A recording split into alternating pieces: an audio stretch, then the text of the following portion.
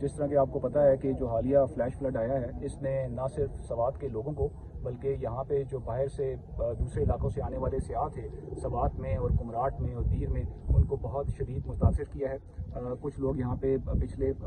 48 to 72 آور سے اسٹرینڈڈ ہیں۔ ہماری جس طرح ہمیں آرمی چیف کی انسٹرکشنز ہیں اور 11 کور کی انسٹرکشنز ہیں، ہم ہر جو ٹورسٹ ہے اس تک انشاءاللہ وی ول ریچ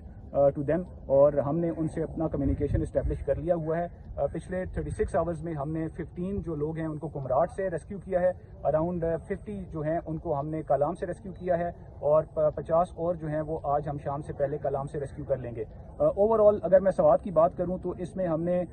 تقریباً کوئی 1200 سے 1300 کے قریب جو different in parts of Swat جو کہ بہت دور افتادہ اور ان ایکسیسیبل ایریاز ہیں وہاں سے ہم نے لوگوں کو ریسکیو کیا ہے۔ 47 کے قریب ہم نے جو ریلیف کیمپس ہیں وہ اسٹیبلش کیے ہیں، اور اراؤنڈ 256 فیملیز جو ہیں اس میں ان کو ہم فوڈ بھی دے رہے ہیں، ان کو بورڈنگ اور لاجنگ ان کو ہم پرووائڈ کر رہے ہیں۔ میڈیکل کیمپس جو ہیں وہ ہم نے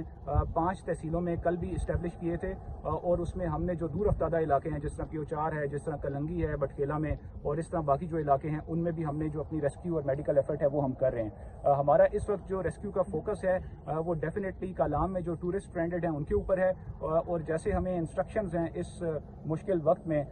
وی ول انشور کہ جب